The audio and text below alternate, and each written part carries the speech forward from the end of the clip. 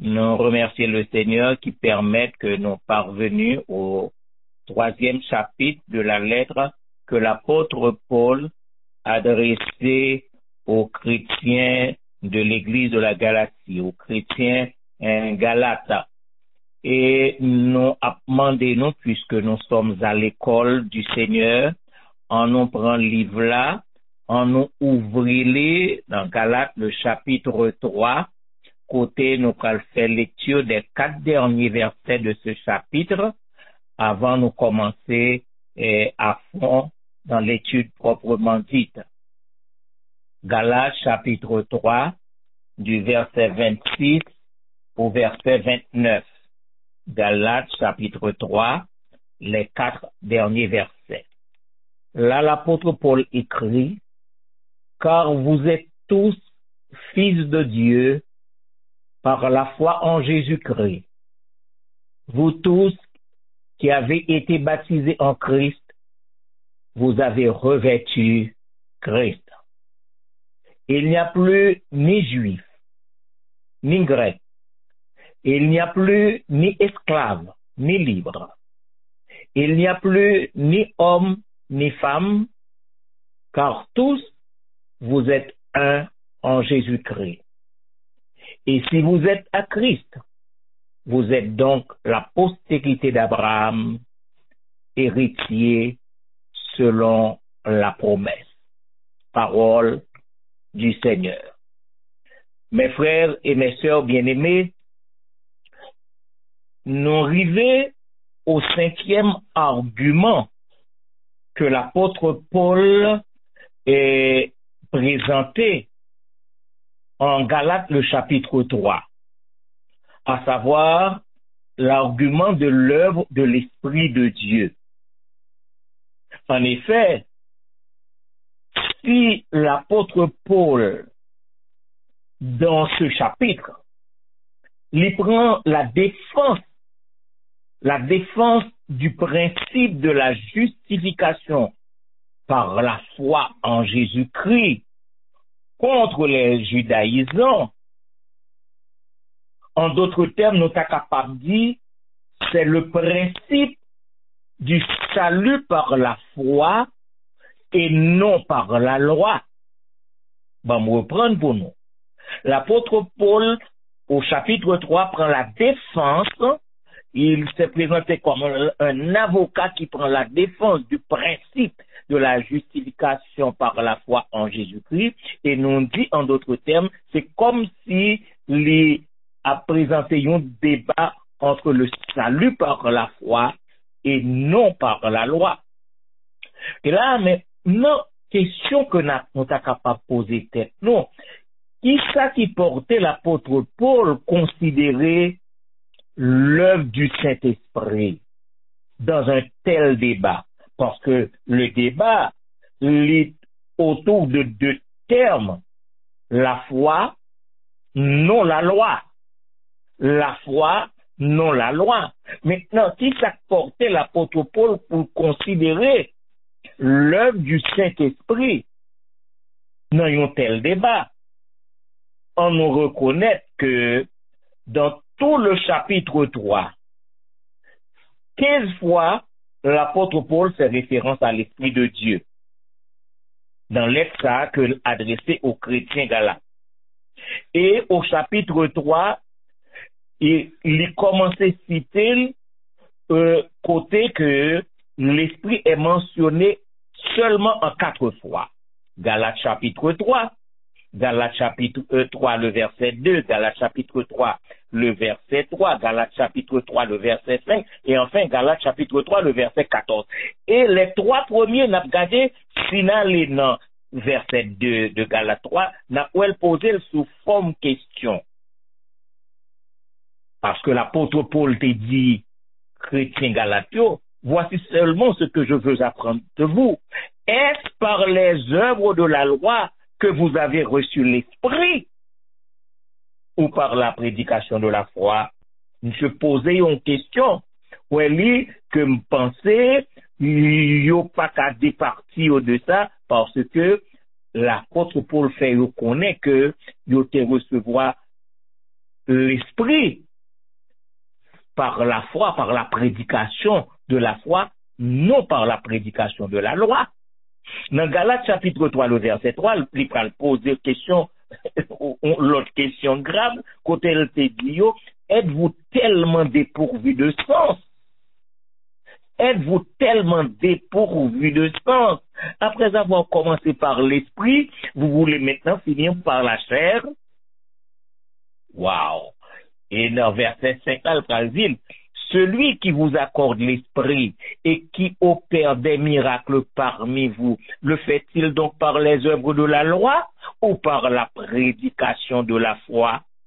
Nous rendons compte que maintenant l'apôtre Paul fait entrer en jeu l'Esprit de Dieu, l'œuvre de l'Esprit de Dieu, alors que le débat qui a fait là est entre la loi et la foi. Et au verset 14 de Galates, il dit, afin que la bénédiction d'Abraham eût pour les païens son accomplissement en Jésus-Christ et que nous ressuscitions par la foi l'Esprit qui avait été promis. Donc, maintenant, en ce qui concerne l'Esprit que l'apôtre Paul fait entrer dans ce débat, nous allons considérer ce que fait l'Esprit de Dieu. Galates chapitre 3, versets 26 et 27, parce que nous allons rendre compte que le même esprit, l'Esprit de Dieu, les baptisés et les Juifs et les gens, et nous avons mis entre parenthèses les païens, et du fait qu'ils ont repenti, que ce soit juif, que ce soit païen repentant, eh bien, ils ont tous les deux fait partie du corps du Christ. Donc, c'est l'œuvre de l'Esprit de Dieu, ce que fait l'Esprit de Dieu dans les deux versets, les versets 26 et 27. Mais dans les deux autres versets, 28 et 29, nous parlons pour qui ça que le Saint-Esprit de Dieu fait travail que les faire. Donc, nous avons à considérer séparément les versets 26 et 27 et séparément les versets 28 et 29, parce que les deux premiers versets, Galates 3, 26, 27, que m'espérez Bible nous ouvrir, n'a regardé le tout, et c'est l'œuvre du Saint-Esprit. Et c'est pourquoi nous abordons l'argument de l'œuvre du Saint-Esprit. Et dans versets 28, 29, c'est la raison de pourquoi que le Saint-Esprit fait ça. Alors, on nous considérer les versets 26 et 27, ce que fait l'Esprit de Dieu. Maintenant, nous projeter les yeux nous sous verset A, parce que nous gagnons 9 points importants que nous avons besoin d'attirer attention dans deux versets. L'apôtre Paul écrit, car vous êtes tous fils de Dieu par la foi en Jésus-Christ, vous tous qui avez été baptisés en Christ, virgule, vous avez revêtu Christ. Regardez bien comment l'apôtre Paul commençait. Il commençait par une conjonction de coordination.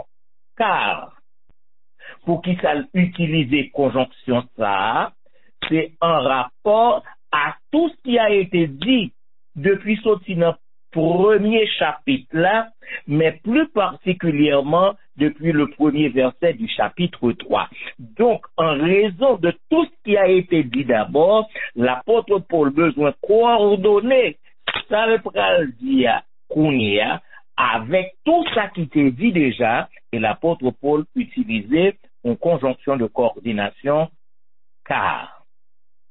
Deuxième partie que l'apôtre Paul utilisé, mystérieux que la Bible a ouvert devant nous, on a regardé ensemble avec. Il dit, vous êtes. Regardez bien. Ici, nous avons l'indicatif présent. L'indicatif présent. Vous êtes. Ça, nous y est. C'est pas ça nous payer et ça nous bralier, mais ce que vous êtes. Indicatif présent. C'est comme si il voulait mettre en vue l'état actuel des Galates depuis que ils ont accepté Jésus-Christ comme sauveur. Ok. l'indicatif présent, qui présentait l'état actuel des Galates, l'apôtre Paul t'a écrit. Et en ce qui nous concerne, c'est notre état également. Troisième terme que je voulais utiliser avec nous, c'est que, regardez bien, l'apôtre Paul utilisait tous. Pour qui ça, l'utiliser tous? C'est parce que il voulait pour que vous compreniez que ce soit juif, que ce soit païen, nous tous ensemble. Pas gagner une division entre juifs et païens, parce que il dit car vous êtes tous. L'apôtre Paul t'a toujours parlé bon français s'il te dit car vous êtes fils de Dieu. Car vous êtes fils de Dieu. Même besoin de comprendre que moi tous l'almétia, ils ont raison pour attirer l'attention des Galates, pour faire comprendre que vous soyez juifs, que vous soyez païens, vous êtes fils de Dieu. Quatrièmement, fils de Dieu. Besoin de bien saisir pour que personne ne pas comprendre que c'est petit qui sont dans le ventre bon Dieu, dans les entrailles de Dieu, mais ce sont les fils par adoption. L'apôtre Paul pourra l'ajouter un autre segment par la foi. Pour qui ça, l'utiliser par la foi. Il était capable de dire, vous êtes tous fils de Dieu en Jésus-Christ. Gardez bien, il était capable de dire, car vous êtes fils de Dieu en Jésus-Christ. Mais pour qui ça lui mettez les mots? Car vous êtes tous fils de Dieu par la foi. C'est pour le dire, écoutez, besoin nous bien saisir. Ça m'a dit, nous avons besoin que nous bien saisir la pensée que vous voulez partager avec nous. Vous êtes fils de Dieu par la foi et non par la loi. Parce que le débat, c'est entre la foi et la loi. Vous êtes fils de Dieu par la foi et non par la loi. Et regardez bien, l'apôtre Paul n'a fait analyse toujours verset ça. Nous allons voir un sixième point. Car vous êtes tous fils de Dieu par la foi en Jésus-Christ. Cela veut dire, c'est pas en Moïse. Besoin que nous saisissions, vous êtes fils de Dieu par la foi en Jésus-Christ.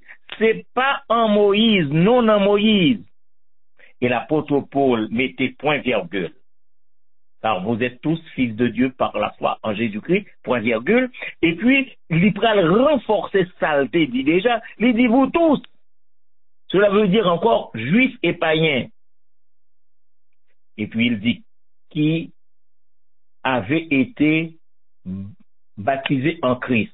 Qui avait été. Et cela veut dire que maintenant, utiliser le passé composé pour le faire connaître, écouter, longtemps nous pas de mais Kounia, vous êtes le deuxième point que nous te prend, vous êtes vous qui avez été, mais maintenant avez été pral suivre de un mot qui doit attirer attention ni moi-même ni vous-même. Baptisé en Christ. Baptisé en Christ.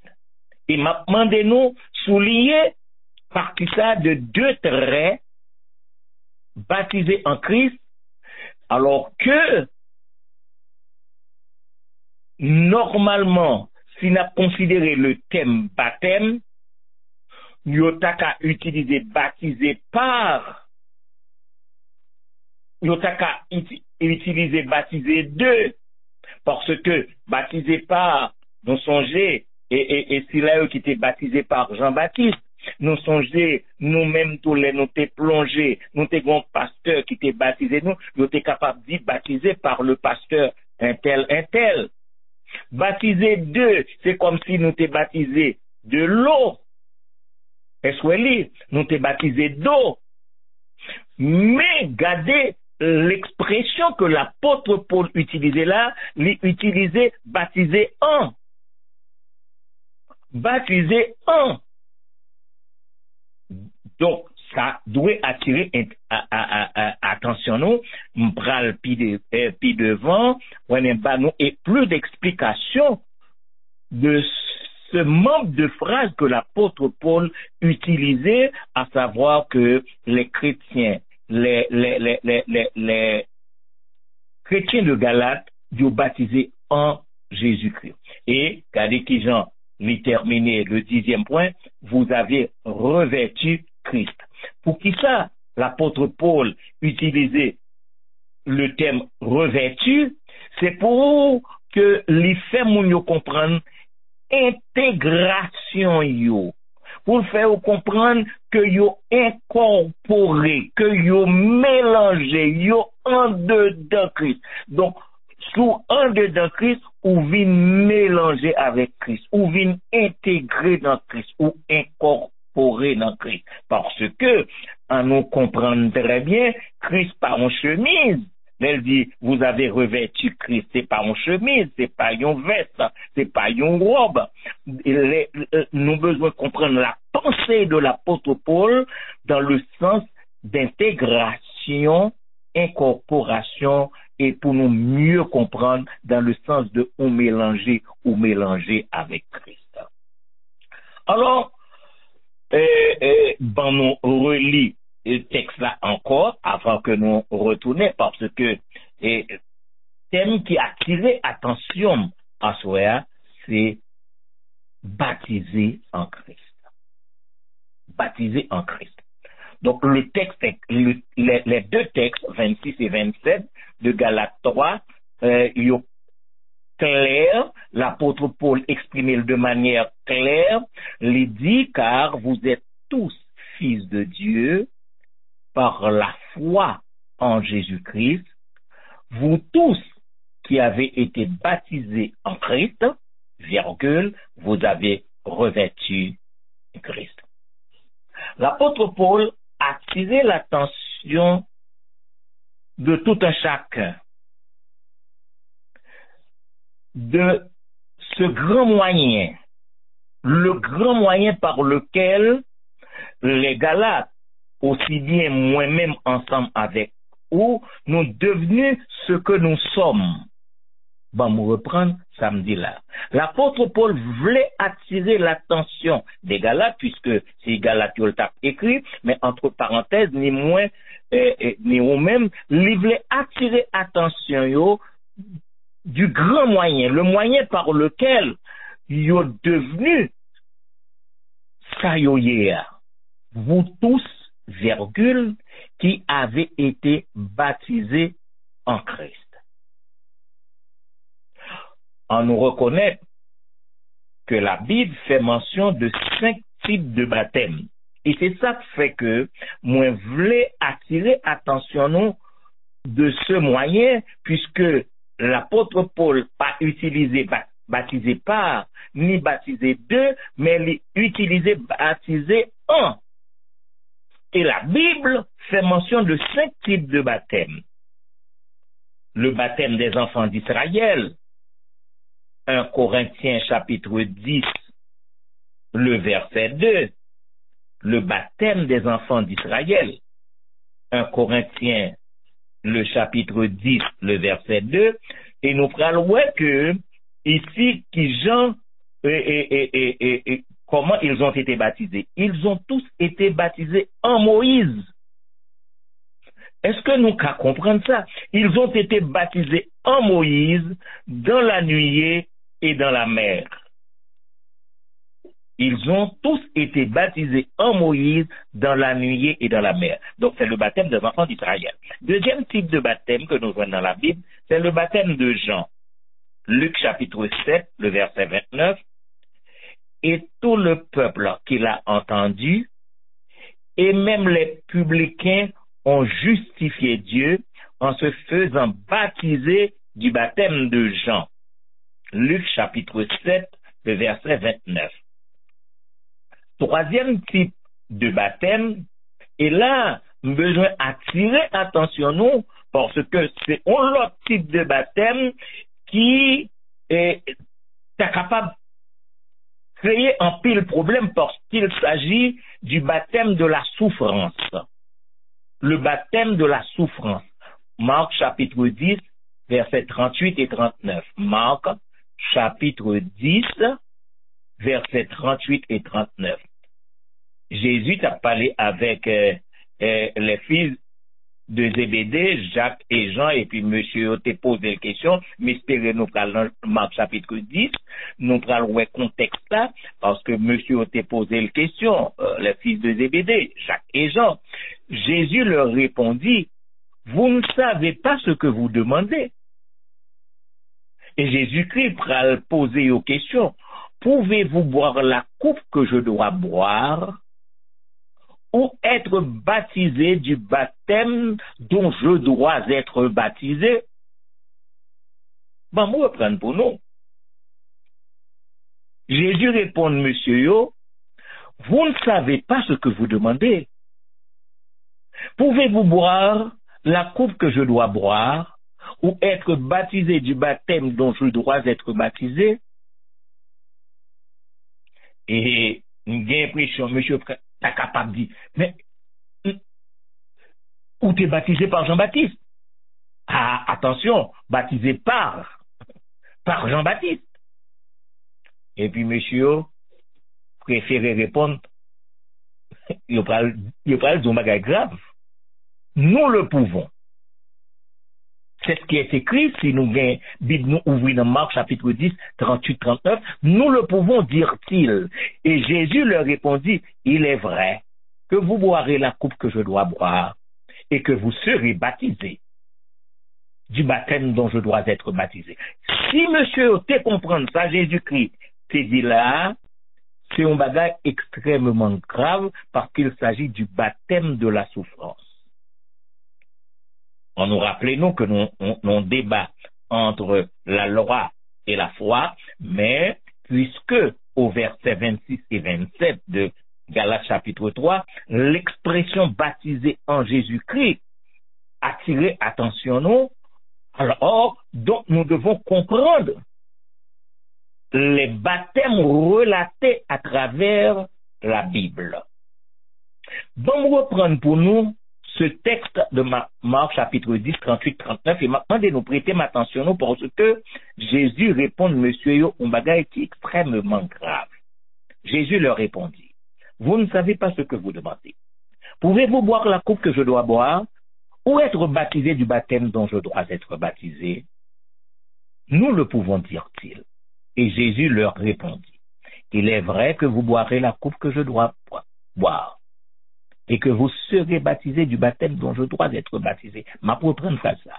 Il est vrai que vous boirez. Là, Jésus, dans préscience lui, parce qu'il est omniscient, il est omnipotent, il est omniprésent, disons. Donc, il connaît ça qui va arriver, monsieur. Il dit, il est vrai que vous boirez la coupe que je dois boire et que vous serez baptisés du baptême dont je dois être baptisé. Parce que les disciples, mes frères et mes sœurs bien-aimés, à l'exception de Jean qui mourit dans sa vieillesse à Éphèse, malgré l'histoire rapportée, même si nous pas venons la Bible, dit que monsieur était bouilli l'eau chaudière l'huile, mais nous pas gagné un texte biblique pour lui, c'est la petite histoire, à l'exception de Jude qui mourit en Perse, mais regardez, Pierre a été crucifié la tête en bas à Rome sous l'empereur Néron. Crucifié la tête en bas. Vous boirez la coupe que je dois boire. André est crucifié en Grèce. Jacques, fils d'Alphée, il a lapidé monsieur en Palestine. Vous boirez la coupe que je dois boire. Philippe, il est crucifié en Phrygie. Vous boirez la coupe que je dois boire. Le baptême de la souffrance. Barthélemy, il est battu à mort en Arménie. Thomas, percé de lance en Inde. Matthieu, tué par l'épée en Éthiopie. Jacques, fils de Clopas, lapidé à mort en Palestine.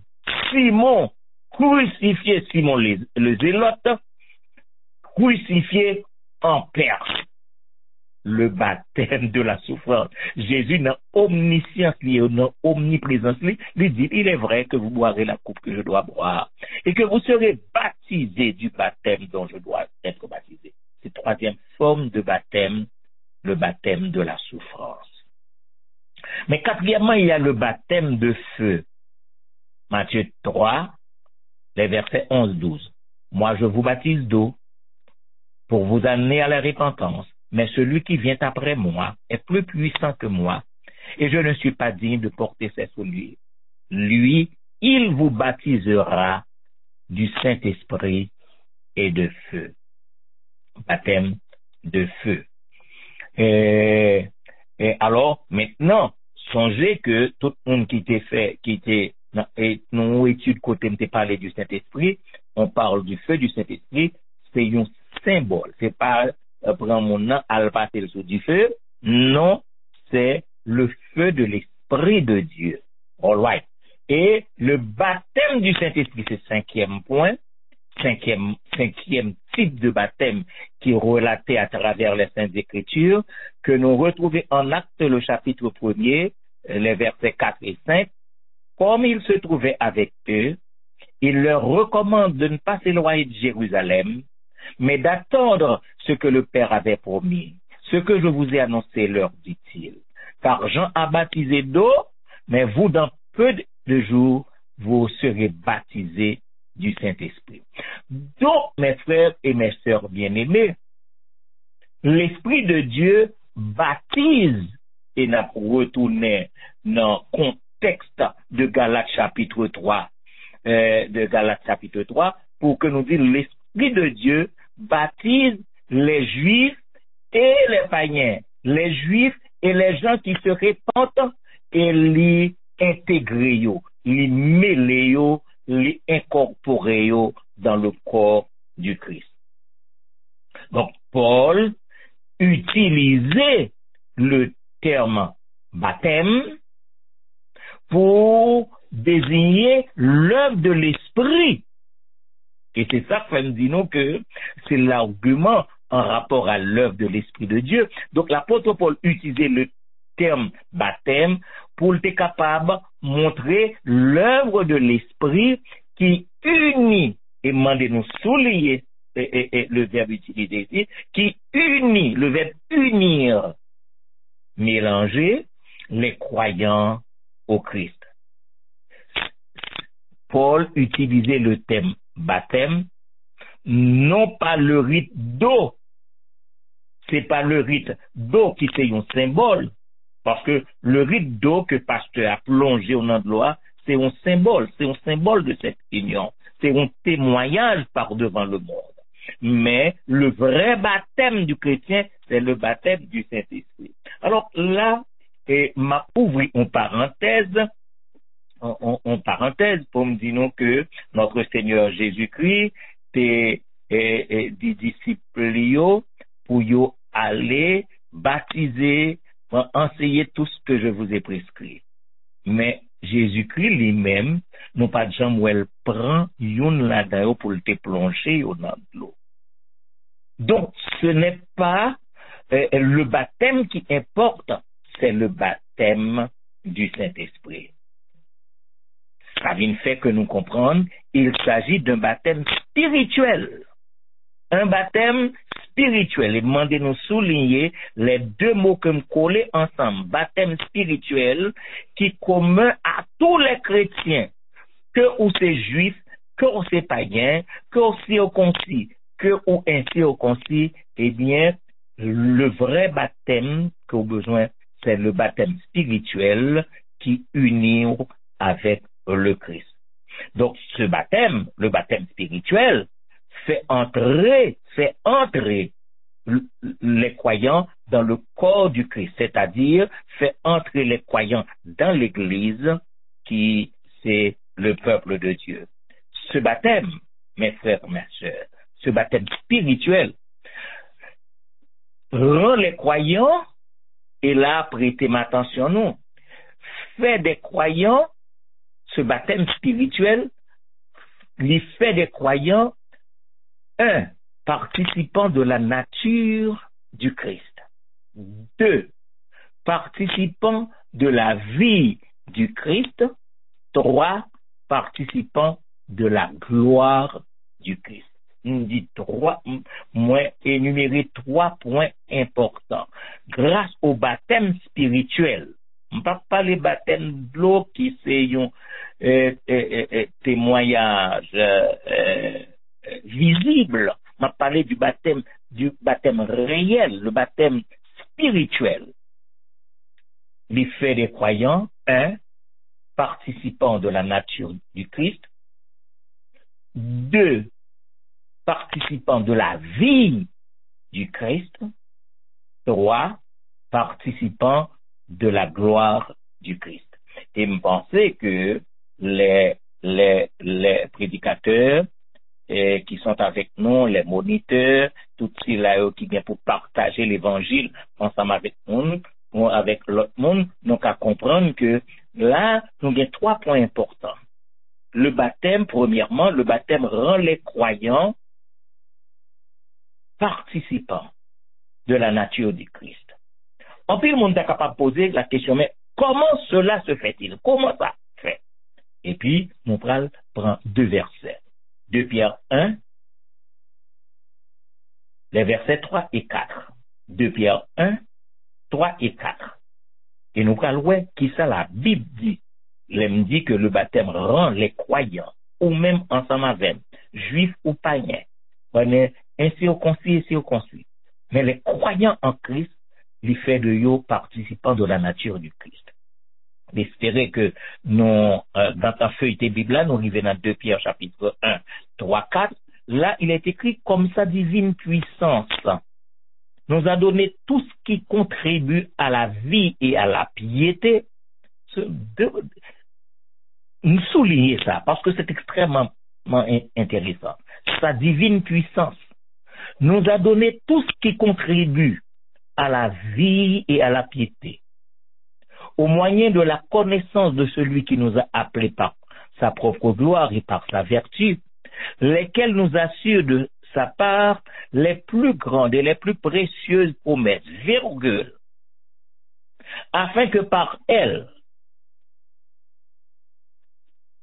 vous deveniez, et là, attendez bien, afin que par elles, à savoir la vie et la piété, sa gloire et sa vertu, afin que par elles, vous deveniez participants de la nature divine. C'est la Bible qui dit.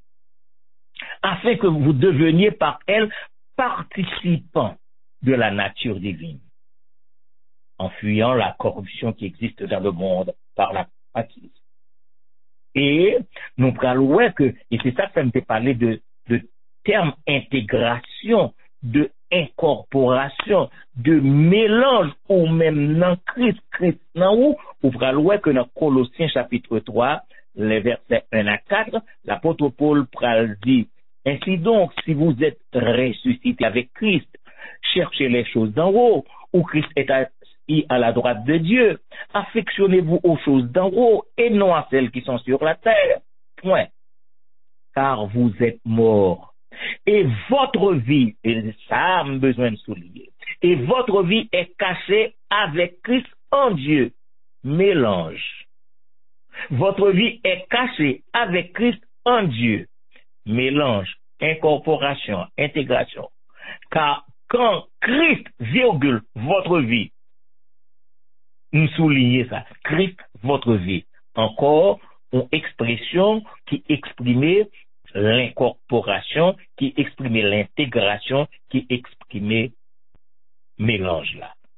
Quand Christ, votre vie paraîtra, alors vous paraîtrez aussi avec lui dans la gloire. Le baptême rend les croyants participants de la nature du Christ. Romains chapitre 8, 14, 16, car tous ceux qui sont conduits par l'Esprit, Romains 8, 14, 16, Romains 8, 14, 16, car tous ceux qui sont conduits par l'Esprit, baptême spirituel, par l'Esprit de Dieu, sont fils de Dieu. Donc le baptême symboliser la purification et la régénération de l'âme. Ça, besoin que nous écrivions quelque part. Le baptême symboliser la purification et la régénération de l'âme. C'est l'œuvre du Saint-Esprit. Ou t'as qu'à demander comment symboliser la purification et la régénération de l'âme. Comment? Parce que, selon 1 Corinthiens, le chapitre 6, le verset 11, 1 Corinthiens 6, 11, mais vous avez été lavés, mais vous avez été sanctifiés, mais vous avez été justifiés au nom du Seigneur Jésus-Christ et par l'Esprit de notre Dieu. Maintenant, Tite 3, le verset 5. Tite 3, le verset 5. Il nous a sauvés, non à cause des œuvres de justice que nous aurions faites, virgule, mais selon sa miséricorde, par le baptême de la régénération et le renouvellement du Saint-Esprit. Besoin que nous bien saisissions que dans le débat de la loi face à la foi que l'apôtre Paul a mettait en évidence pour les chrétiens galates, il est besoin de comprendre que le Saint-Esprit fait une œuvre extraordinaire. Et c'est l'une des raisons pour lesquelles nous te reprend les versets 2, 3, 5 et 14 pour vous montrer que il y a l'œuvre du Saint-Esprit dans la purification et la régénération de l'âme. Donc, le débat est important entre les deux termes que l'apôtre Paul a utilisés, mais nous avons besoin de comprendre l'œuvre du Saint-Esprit dans ça. Donc, le baptême symbolise la purification et la régénération de l'âme. Les croyants sont donc incorporés à la vie du Christ. Incorporés à la vie du Christ. Et là, on prend deux textes avec nous pour que montrer nous que comment nous sommes incorporés, nous intégrés à la vie du Christ. Galates chapitre 2, le verset 20. Là, l'apôtre Paul te dit, je suis crucifié avec Christ. Et si je vis, ce n'est plus moi qui vis, c'est Christ qui vit en moi. Souligné par ça, c'est Christ qui vit en moi. Il y a intégration, Christ en moi, moi en Christ. Si je vis maintenant dans la chair, je vis dans la foi au Fils de Dieu. Et l'apôtre Paul glissait mon foi. Je vis dans la foi au Fils de Dieu. C'est pas je vis dans la loi au Fils de Dieu, je vis dans la foi au Fils de Dieu. Et dans 1 Corinthiens 12, 13, 1 Corinthiens 12, 13, là, il dit, de même que le corps est un, de même que le corps est un, il y a plusieurs membres, et que tous les membres du corps, malgré leur nombre, ne forment qu'un seul corps. Donc, nous, dans Christ, nous formons un seul corps. Et l'apôtre Paul a dit, nous avons tous, en effet, été baptisés dans un seul esprit pour former un seul corps. Virgule, soit juif, soit grec, soit esclave, soit libre, et nous avons tous été abreuvés d'un seul esprit. Donc, nous comprenons l'incorporation. Les croyants, ils ont incorporé en Christ. Nous sommes participants de la vie de Christ. Donc, le baptême rend les croyants participants de la nature du Christ. Et les croyants, nous sommes capables de dire que le baptême, deuxièmement, rend les croyants participants de la vie du Christ. En raison de ces deux derniers versets que nous sommes là. Et si nous toujours demandons comment pouvons-nous dire que nous sommes participants de la vie du Christ, eh bien, Romains 6, 4. Romains 6, 4 fait nous connaître que nous avons été ensevelis avec lui. Nous avons été ensevelis avec lui par le baptême en sa mort, afin que, la raison, comme Christ est ressuscité des morts par la gloire du Père, de même, nous aussi, nous marchions en nouveauté de vie. La vie du Christ en nous. Et Colossiens 2, 10, 12, Paul dit, vous êtes en lui. Vous êtes en lui. Donc vous vivez dans le Christ. Vous êtes ressuscité en lui et avec lui. Donc vous vivez dans le Christ. Le baptême spirituel, faut toujours mettre le DL, le baptême spirituel rend les croyants participants de la vie du Christ. Et cette belle question, nous sommes capables de poser, comment nous autres pécheurs, puisque la Bible dit c'est pécheurs, nous y est, comment nous sommes capables participants de la vie du Christ? Parce que nous sommes purifiés de tout péché. Les croyants sont purifiés de tout péché. Romains 6, 1 et 2. Que dirions-nous donc? Demeurions-nous dans le péché afin que la grâce abonde? Loin de là, nous qui sommes morts au péché, comment vivrions-nous encore dans le péché? Et acte 22, 16, 22, acte 22, 16, ça c'est le texte important que nous devons retenir. Et maintenant, pourquoi tarder? Lève-toi, sois baptisé et sois lavé de tes péchés. Sois baptisé et sois lavé de tes péchés. Donc, ça c'est très clair. Nous comprenons que les nous laver, qui ça fait pour nous, les rendre nous propres. Donc, les croyants, mes frères et mes sœurs, sont purifiés de tout péché. Les croyants sont rendus participants de la nature divine. 2 Pierre 1, 4, nous songez, vous deveniez participants de la nature divine. Enfin, le baptême spirituel rend les croyants participants de la gloire du Christ. On va me reprendre pour nous. Le baptême spirituel, je dis bien le baptême par l'Esprit, rend les croyants participants de la gloire du Christ.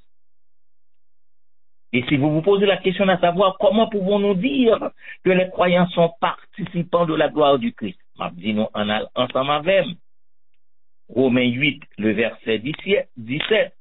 Romains 8, le verset 17.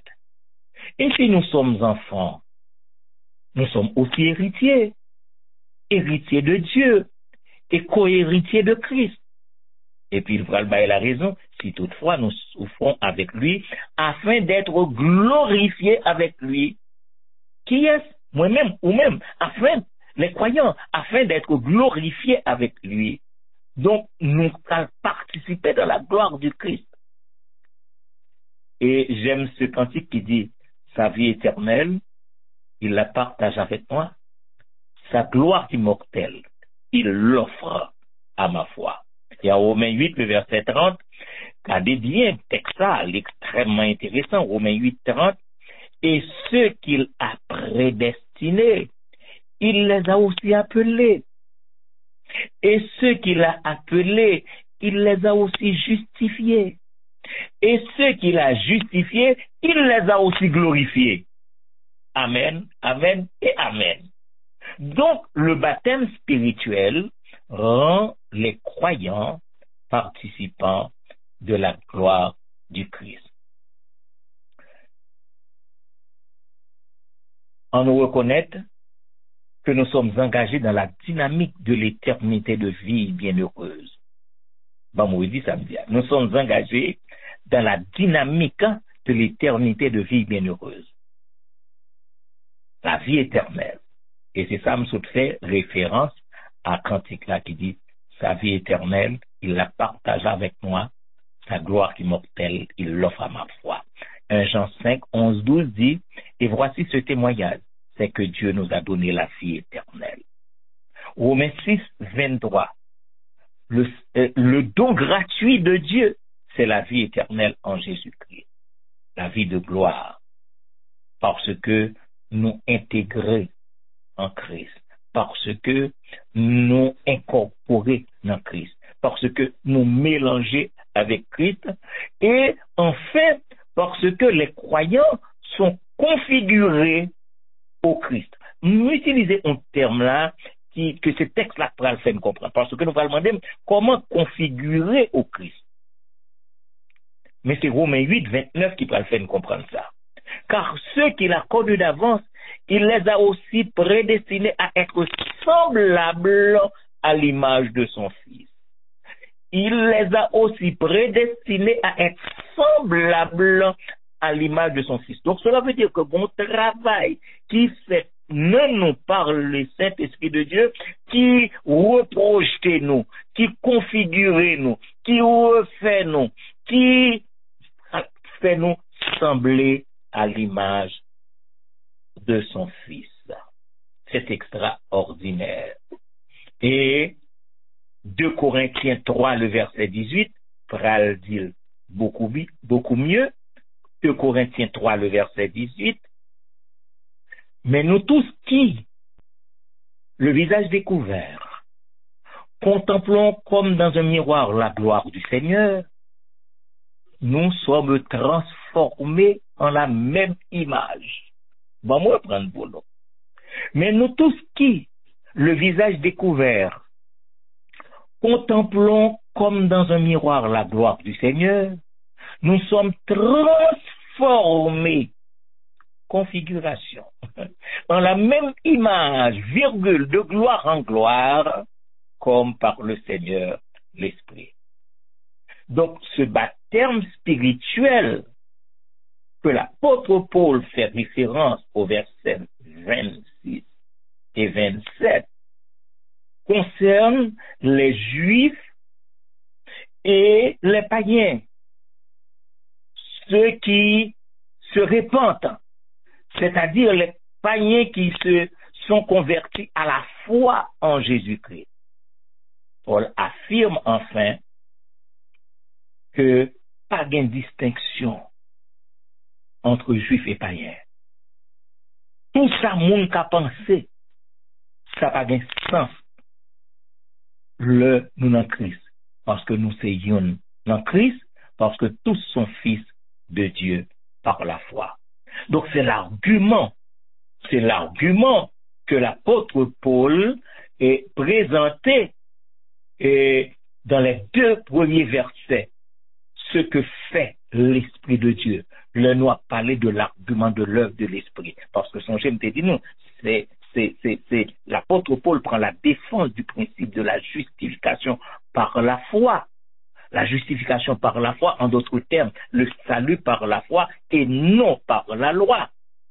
Et nous nous rendons compte que l'œuvre du Saint-Esprit jouait un rôle extrêmement important dans ce débat côté l'apôtre Paul en 4 fois. Les cité dans le chapitre 3, 15 fois dans le chapitre 3, mais dans ce passage, dans les 4 derniers versets, les cité le 3 fois, juste pour faire que moi avec nous comprendre l'œuvre du Saint-Esprit dans ce débat entre le salut par la foi et les œuvres de la loi. Mais espérez que nous tout suivre et que le Seigneur bénisse nous abondamment.